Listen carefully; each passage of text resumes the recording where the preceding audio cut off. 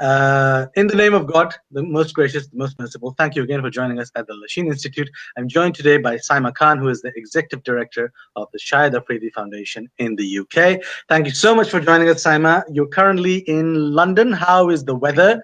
It's been very temperamental here in the north. How are things down at your end? I think you guys get it a lot worse up north. So today there's been slight bit of drizzle. We had a very sunny day yesterday. Very slight bit of drizzle, but I hear from now onwards for the next few days it's going to be dry and warm once again, which is nice. Thankfully for that.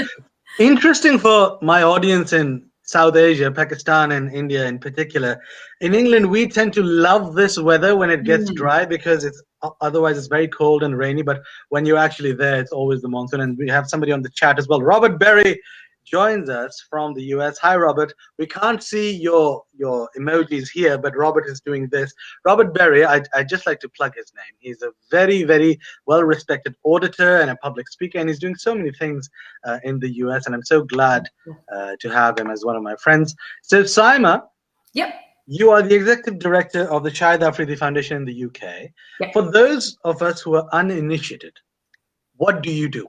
What does the foundation do? And then I'll come to. Okay, so the foundation's been running for over 7 years now.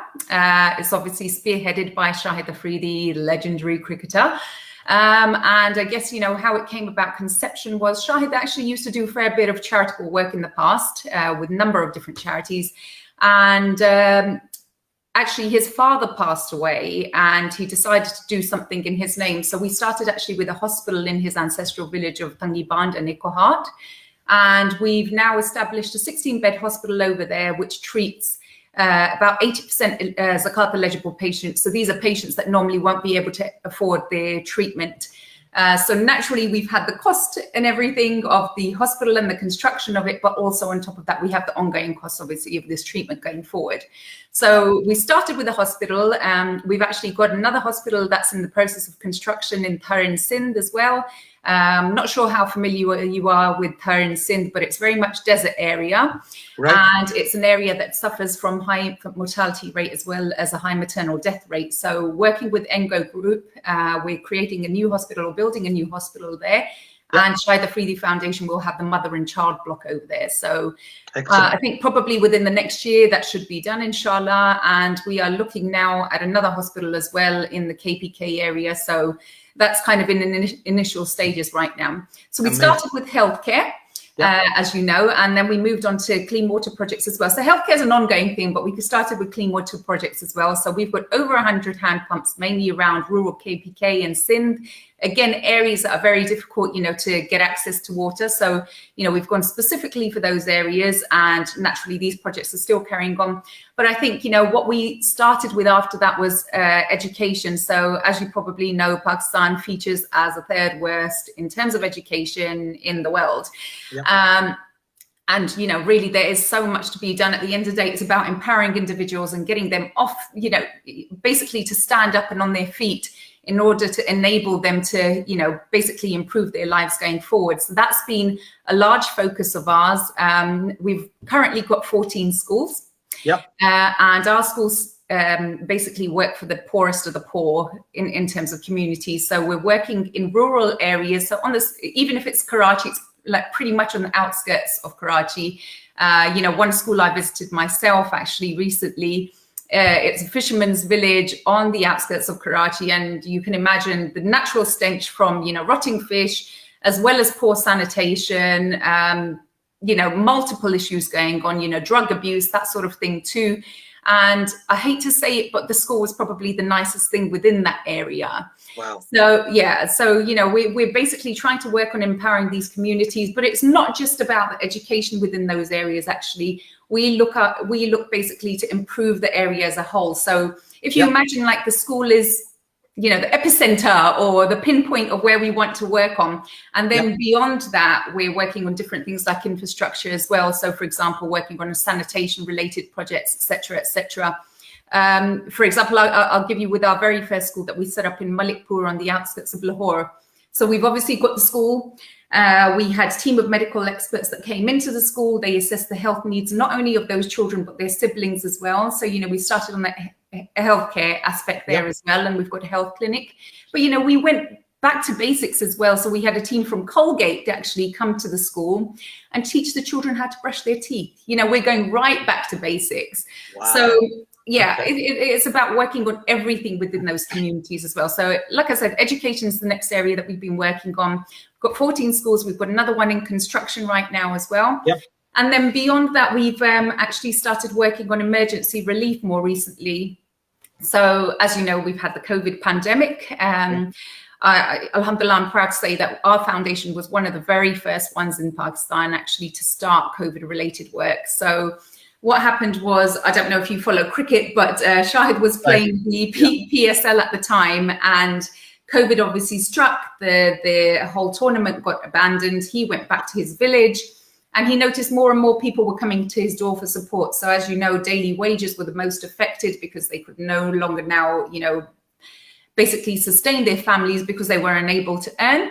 And he noticed a bit of this trend going on. So I said to Shahid, actually, you know, why don't we just do some work around that? And it just happened by chance. So one of my team members here in the UK, it was a very uncertain time, I think, for all of us, just generally in the world. We did, exactly. And nobody knew what this COVID was and, you know, how it spread or anything along those lines. So one of my colleagues, actually based a lot further up north in the UK beyond Manchester, he said to me, Saima Baji, you know, let's get together, you know, let's think of some ideas. And I was actually feeling really apprehensive at the time, having him come to the house because, you know, COVID was just about to strike and the schools, you know, it was very tentative. Are they remaining open? Are they staying closed? This type of thing was going on. So we did it in the end, and he sat on one end of my sofa and I sat on the other end of my sofa, and we both had our laptops open at the time, and we're like, you know, what should we do? What should we do? You know, because for the unforeseeable future, it doesn't look like we'll be able to do any raising events. And that's traditionally how we've operated in the past. It's been fundraising related events. So we've not really done so much of the online platforms or anything along those lines. And so we obviously came up with some ideas there. And that led to the birth of Donate Corona, which was our campaign. So it's a bit of tongue in cheek. That's a play on words. I love it. In Urdu, so to donate, but obviously, you know, bringing in the Corona element to it as well. So that campaign actually went viral. We had a number of celebrities involved. Shahid went out there on social media, you know, asking people to get involved to collect sums basically for ration packs to sustain families for a period of 2 weeks over this period. And Shahid nominated 3 individuals who were other stars, who then went on to nominate another 3 stars. And, you know, it just kind of went everywhere. And, you know, alhamdulillah, we raised really, really good funds, and we were able to reach those families most in need, not just in, you know, the urban areas. We actually went right down to the rural areas. We went to Balochistan. We traveled all over Pakistan. And this, you know, for me was, you know, quite heartwarming, because I would hear first-hand accounts from somebody like Shahid or Jahangir Khan. So I don't know if I mentioned before, but Jahangir Khan, the legendary squash player, he's also our president on the foundation as well. That's incredible. Yeah, you didn't mention it before in this interview, but that's incredible. Jahangir Khan, for those of you who don't know, I don't know how many times he's won the squash championship. So many times. It's 5 his record.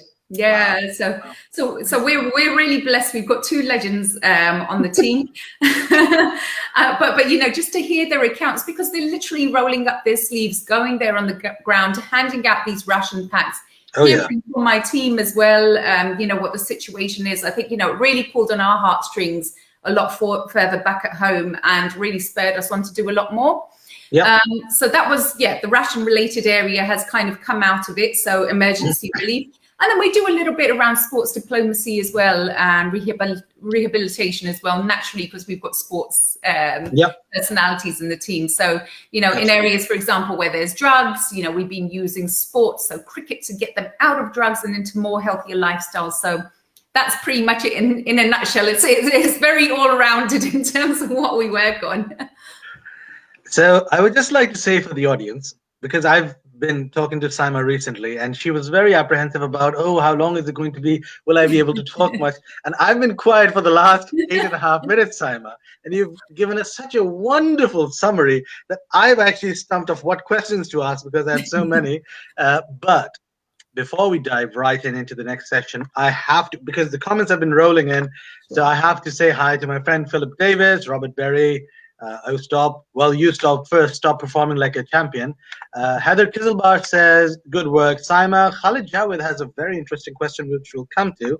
Charlene Brown also joins us from the US. Hi, Charlene. Charlene says hello to Saima, and Robert Berry always saying hi. So Khalid Javed has an interesting question, which we can obviously touch upon later, or you can just bring it in. Empowering is good, but does the system allow this to happen? And he goes on to ask or state, how do you actually give authority or power to someone when the system does not allow this? So Khalid Javed Saab, we will come to this. And we have another message coming in. Yes, thank you, Rob. She is thorough, isn't she? It was very, very detailed. So absolutely, yes, and Charlene's jumping in too. Guys, I have to ask my next question. So, Saima, I know that you went to the London School of Economics. I know that you've worked in the private sector before, and you've done other jobs as well. How did you get involved in this of all things, and where do you see the foundation going in the future while you're attached with it? And I hope you stay with it. But what brought you to it? And where do you see it going? And then we'll address Khalid Javed's question and everybody else's question. Okay, so mine has been a bit of a untraditional journey, I would say. I graduated from London School of Economics. I interned at JP Morgan. So my summer internship was over there. I got the graduate position then to go on there. So I worked there for 3 years, but I've always had that philanthropic streak within me. So it's kind of remained there.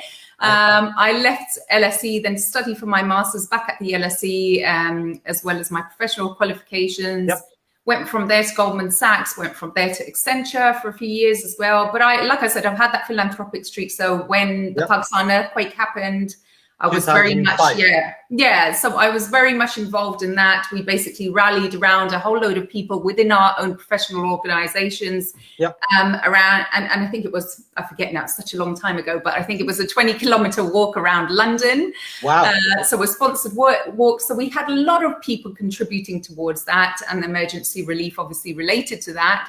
And then Pakistan earthquake happened. You know, we've had various other things like the Gaza appeal happen in between in 2000 and, oh gosh, you're going to take me right back, but, you know, about 7 years ago approximately.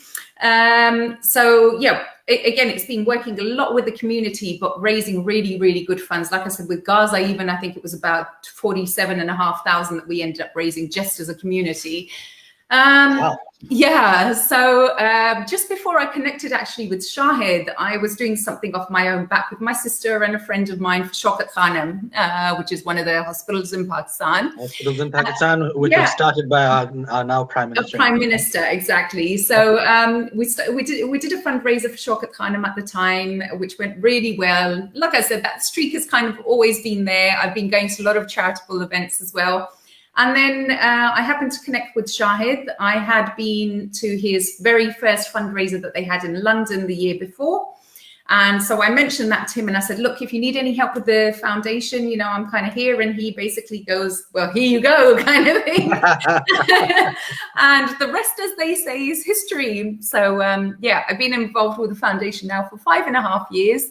It's been a very interesting journey just to see it develop and evolve because, you know, the foundation as a whole has been running for 7 years. So I've been there for a large part of it. And it's been, I think, you know, pretty amazing just to see how things have changed and, you know, the work that's been going on and how we as a team have also developed. So just in terms of terms of team structure, we're a very small team by comparison to a lot of charities. We're obviously registered in Pakistan and we have staff in Pakistan as well. But we also registered in America. We're registered in the UK, South Africa and Australia. And I hope I haven't missed anyone off there. Middle East, somewhere in the Middle East, I'm guessing? Yeah, we're not registered there, but we do have team presence. In Bahrain and UAE as well. Yeah. And you know, we've had some presence in Canada as well over the years, but we're not registered there, sadly. Yes. Happy to help as much as I can. Absolutely. Yeah, that would be fantastic. But you know, just seeing the way that we've had to operate, we actually don't really have a team presence outside of Pakistan. So I am the only employee outside of Pakistan, but I'm only a part-timer, although very much, you know, my involvement is full-time and more. That's not a part-time work ethic, the one that I've seen. No. Well, you know, like I said, I've always done the philanthropic thing. So for me, you know, it just makes sense. And being able to dedicate that time, you know, on a full-time basis really makes sense to me. But yeah, I have a whole bunch of volunteers as well. So there's about 10 of them that work on my team as well, who are absolutely fantastic. Wonderful. Because they're all volunteering their time as and when they can. And, I think, just here, the motivation that I get from them and, seeing them being able to roll up their sleeves as and when they do, it's just been brilliant for me. So, we're not structured in the typical sense like another charity where we've got loads and loads and loads of staff. We don't. Yeah. But I think, given that, we've got some major achievements, I think, as a team as well. Absolutely, and although it's always wonderful to see large charities with millions of volunteers, it's also not about quantity but quality. And if you can accomplish the same thing, that's just a more efficient structure to be functioning in. On that note, you do a lot of things with the charity. As you've mentioned, you're in healthcare, you're in education, now you're in emergency relief, you do sports diplomacy, and you do multiple things, as most charities do, but you always start with one, and you mentioned that you start with the healthcare. Talk a bit about, because you said it's wonderful to see the changes that have happened. Talk a bit about what those changes are, so our audience knows that so many schools have been open. You talked a bit about that briefly, but also talk about the challenges that you faced. And in this regard, I'd like to bring in Khalid Javed's question, because this question touches upon the government or the state standing in your way in accomplishing the goal. So talk a bit about the challenges on the structural level, but also the state level, if you can. Well, I personally wouldn't say that we've really faced any struggles, with the state in any way whatsoever. In fact, they've obviously been very encouraging. So, things like, for example, our Donate Karuna campaign that we started with the ration distribution, it makes no sense for any government to get in the way of that. Everybody wants to see help at the most, immediate time when it makes a difference. So, in fact, it's been very encouraging. The army has given us access to areas where typically, you would be struggling a lot more to get that access. Wow. So for example, we did a distribution in Waziristan, which you require the army access for. We've been into those areas. We've done the ration distribution over there. That's amazing. In fact, I didn't mention this before, but one of the areas that we've been working on is Tiran in KPK. So when the war on terror was going on, and you had a lot of people being displaced from their areas, these individuals from Tira actually moved out, and they were displaced for a long time. When things settled, they came back to the area, but there was nothing for them to come back to. And so the army actually gave us, as an NGO, we were the only NGO allowed to operate in that area. That's amazing. Yeah. So, and I think a lot of it is probably language related and that type of thing as well. Because obviously, we're spearheaded with a Pashto speaking individual. So, all of these things make a difference. And, it's a reputable name at the end of the day. Shahid is one of the biggest names in Pakistan. Absolutely. And so there's no doubt about it. And, the trust, I think, that comes with having a big name, is a big deal in itself. Also, it's not just sorry to interrupt, but I don't think it's just the trust that comes with a big name, but it's the trust that comes with the big name delivering consistently again and again. So if tomorrow somebody else came up to the fore who's just as famous, but they haven't shown consistency of purpose, everybody, including the military, would have doubts. But because Shahid Afridi and your foundation in all your locations have shown consistent delivery, I think that's where the trust comes from. I think so. I definitely think so. And, for us, it's not been a case of, like I said, just focusing on those one or two urban areas. No. We've gone right out to the rural areas, which most charities haven't. And I think that's, obviously built a lot of not just trust from the government or the authorities, but also from the people. Right, they can see the work that we're doing. And I think, just from the other trust perspective, we'll just talk about transparency a little bit as well. So a key thing for charities is transparency, right? Our social media, if you follow any of our social media, we're very, very active on social media. We've got great following and everything. So any project that we've been working on, any sort of ration drive that we've done, you'll be able to see it posted there. You'll be able to see the beneficiaries. We have our annual reports that go out, obviously, very detailed again, but not just from that perspective. We are audited by EY and Deloitte, even in Pakistan. Oh, wonderful. Yeah. So that transparency is, ultimately there. In the UK, obviously, we're registered with the Charity Commission as well. So we do have, certain hoops that we need to jump through and, certain criteria that we need to meet as well. So, everything is above board. You can see where every penny has gone.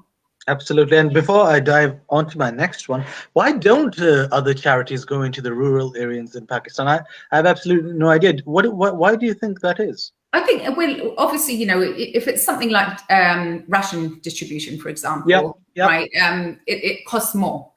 It costs more Right. to reach those areas.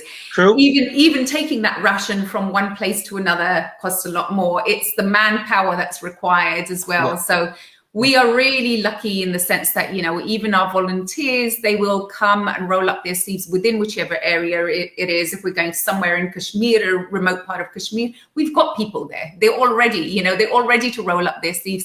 And, the amazing thing that Shahid, actually, like I said, with the whole ration drive and seeing him do it himself, he traveled all over Pakistan during that time, during COVID. Yeah. In fact, he contracted COVID as well himself. So, this just goes to show the selflessness, I think, that's out there. And for me, it's been absolutely heartwarming. I think, just seeing my colleagues as well. Obviously, they're putting themselves at risk every time they're out there, right, doing the ration work. So Absolutely. yeah. Robert Berry, thank you. Great question, Ali. You said it before I could type it. Thanks. Thanks, Robert, because that's one of the questions that I was actually thinking of when she mentioned it. And I think she's also kind of mentioned why their charity was eager to step out and go beyond the urban boundaries, because many of my audience members have not been to Pakistan or South Asia for that matter, but the regions particularly that they're talking about are underdeveloped regions. Many of them may not even have a usable road network. Yeah. So delivering rations to those areas, especially given the terrain, for example, the terrain in Waziristan or northwest of Pakistan is a very, very difficult terrain. And it's not man-made. It's not something that has been created as an obstacle. It's just nature. Yes. And to go there is a big cost to a lot of charities. But I'm so glad to hear that you guys have gone there. So on that note, Shahid Afridi is one of our biggest sports stars in cricket. And you have also mentioned that Jahangir Khan, who is Pakistan's lauded squash player, is also the head of the foundation. One would expect you to do a lot of work with sports then as well, but I'm glad that you didn't go down the beaten path or the expected path, and you went in healthcare and emergency relief and education. But is sports a consideration beyond the diplomacy aspect? Is there a scholarship? Is there something that you're looking at in sports in that regard? So sports, obviously, there's so many other things just from a basic needs perspective that need doing in Pakistan. And I think so I think, we really focused on that a lot more. Sports is obviously probably somewhat secondary, I would say, in that respect, just from a basic needs perspective. But obviously, it is something that's there. You've probably seen, I don't know if you've been following, but with the Olympics and, how some of the participants got on. I don't know if you were following social media, but a couple of our cricketers that are currently in our team, they've made a pledge to be able to help some of those sports personalities. I did see that. Yep. Yeah. So, I think a lot of that stuff is there. A lot of that stuff is there from individuals. Obviously, you need an institution or institute to put things in place properly. We've got a few bits and pieces going on. Yes, we would love to do, a lot more around that. But I think, partly the nature of the funds that come in. So if we're talking zakat, so zakat is a payment 2.5% on every Muslim that they have to pay as charity, right, in a year. That needs to be paid out in a certain way. So whether sports would be covered by it, probably not. So, that's one area that we can't even touch. And again, and then, sadaqah payments. So, just general charitable payments. It depends where every individual wants to place their payments. Yes, we can have a pot separately for sports and, why not? There's potential there. And if there's appetite there, then definitely we've got two big names in the sports world. Two of the biggest, two of the biggest, exactly. So, there are things happening. It's not been as full on. So, for example, in Kohat, where Shahid's from, he's got a cricket ground named after him as well. So it's a wonderful. Yeah. Why am I not surprised? Yeah. So things are there, but obviously not to that scale. So it could potentially be something on the cards for us, the reason that I'm asking is, Saima, because I had a common friend, Abba Qureshi, on a couple of weeks ago, who's the founder of Fem Games and Walkathon and so many things. Abba, just chill out, please, and relax. You make us all look bad. And then there's also Norina Shams, who's a friend of mine, who's a squash player from Pakistan, who's also trying to raise money for players all the time. And we discuss it, and it's wonderful to see that you're also open to it. But obviously, from zakat and sadaqah, which are Muslim dealings with finance, they're not dedicated for sports because they're not essential needs, for lack of a better word. And if a donor is providing money for a certain aspect, then you follow what the donor says. You don't say, no, well, we will take your money and we will put it in that regard. That's just the nature of charity. But if a donor or donors are looking to invest in sport, then obviously I'm sure you could be a great conduit for that. Based on that, how can British Pakistanis and the wider British public get involved? I'm talking particularly with regards to donorship, but also with volunteering and supporting your cause. Yeah. So you probably seen we've got a website anyway. So on our website, there is a section there for getting involved. So if you've got any ideas, if any individual has any ideas in terms of how they'd like to get involved, that does come via the online platform and eventually reaches me as well, if it's a UK-based project. And, I've had many conversations that we picked up from nowhere where we have, implemented some of those ideas that are being put forward. In terms of students, for example, if we're talking about students, we actually have a Shahid Afridi Foundation UK student network. Yep. So in the past, we've been working, this has been going on probably since about 2017. Yep. So we've got 21 universities last year. We're obviously working on building that network right now, but 21 universities in the UK that have been involved with us as a foundation, where obviously, they're getting the word about the foundation out there, but also they've been doing a lot of fundraising for us as well. Excellent. So it's been wonderful, and I'm a firm believer of getting into those hearts and minds young. Because one day they will be earning. If they've been at some of these big universities like the LSEs or the UCLs and Imperials and whatever that are, part of our student network, they will be earning good sums as well, I'm sure, going forward. So big shout out to the non-London universities, because Simon's from London, so you can only name London universities. Oxford and Cambridge, I love you. I don't know whether I mentioned before, but I used to be a graduate recruiter in a past life as well with Accenture. So You have lived a full life. Wow. It's been very diverse. Wonderful. So the students are absolutely amazing, I think, in terms of broadening that network for us and getting the word out there as well. We run this thing called Pakistan Week with the universities. Right. We're obviously trying to tailor it this year to see where it's going to fit in. Obviously, it's been a weird sort of year and a half with not having any activity on campus. And we don't know what that situation is looking like right now. So we are trying to schedule in Pakistan Week, which is a week full of activity where all these universities get involved. They do their own activities. They do all their fundraising. And, they were absolutely brilliant. A couple of years ago, the student body alone raised us about £20,000. So, it pays dividends, I think, investing in the youth as well. I cannot agree more. Wow, £20,000 just from the student body. Good Lord. Just from the students, exactly. Once those £20,000 actually go to Pakistan, they become a lot substantial amount of money. So 20,000, even in the UK, that's a substantial chunk of money when it comes to fundraising. But when it goes to Pakistan, it can really change. Exactly. And just on that point, because I was going to ask, my next question was going to be, because my institute is based in Montreal. It's associated with McGill University and HEC Montreal, and I'm originally based in Montreal, even though I grew up in the UK. So I always ask, how can Canada and Canadians get involved? And they don't have to be Canadian Pakistanis. They could be Canadians from any part of Canada. And you've actually given this first idea of how to get universities involved. So talk a bit about that, because you already have a presence in the UK, but how can Canada get involved? We can look at the university aspect, but also other means that you might have in mind. Yeah, so Canada sadly isn't one of our registered entities right now. So we're registered in America, and we have worked with partner charities, though, however, in Canada. So, when we are able to partner up with a partner charity, we can obviously get a lot of this activity going. If there's any ideas, like I said, if they come through from the online platforms, or if anyone drops me an email or it comes through the website, then I'll be able to, put it forward to my colleague who's actually based out in Canada. But like I said, we have to work with a partner charity out there in Canada until we are officially registered. Obviously, we've got all our online platforms as well. So whether it's fundraising and anyone wants to give any donations or make any contributions, then, you know, the platforms are obviously accessible worldwide for anybody that wants to get involved.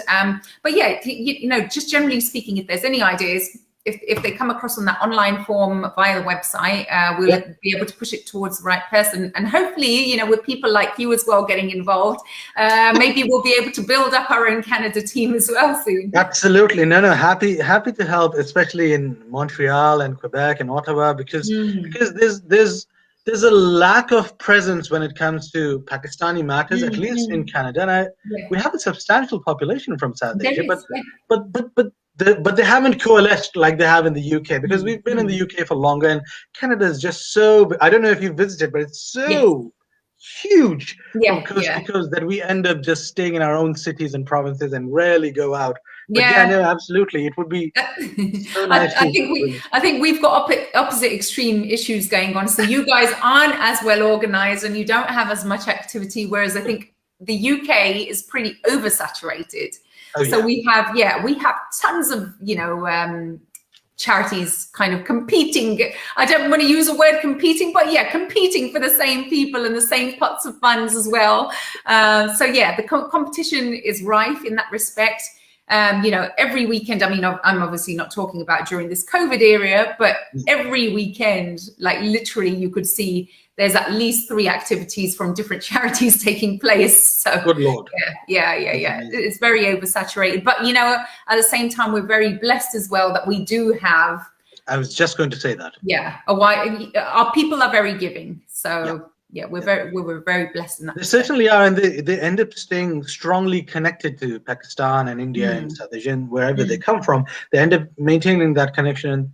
Whatever opportunity they get, they try to donate or support. That's why I mentioned that I would be interviewing you today, and so many people said, "Oh wow, how can I get involved? What can I do? How much money do they need? What are they working on?" And I thought, wow, these people are so interested in a charity that they may not have heard of, but because they've heard of Shahid Afridi and they've seen his work and they've seen the work that charities from the UK do in Pakistan, they really want to get involved. So Saima, as I told you before, 32 minutes have passed and we can keep on talking, but I will take a pause here, and I would love to have you on again with a couple of other people, maybe Abba, maybe Norina, a couple of other people, to talk a bit about what charity work that we're doing here in the UK and how we can benefit Pakistan more. Thank you so much for taking time out and joining us. No, my pleasure, absolutely, and would love to have more interactions so that people from Canada can see it in England and Pakistan. Thank you so much for joining. Brilliant. Thank you so much. Take care, you too. Bye-bye. Just wait.